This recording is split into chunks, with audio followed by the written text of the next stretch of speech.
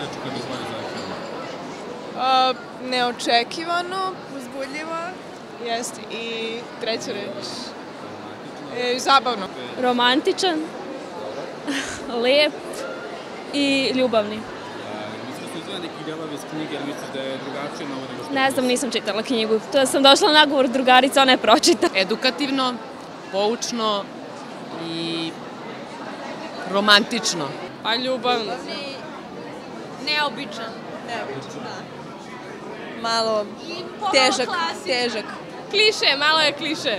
Pa lepo je urađen, lepa režija, slatka glumica, muzika fantastična, odličan film. Ne mogu da porediti s nekim filmom iz našeg vremena, koji bi to možda film bio? Ovako.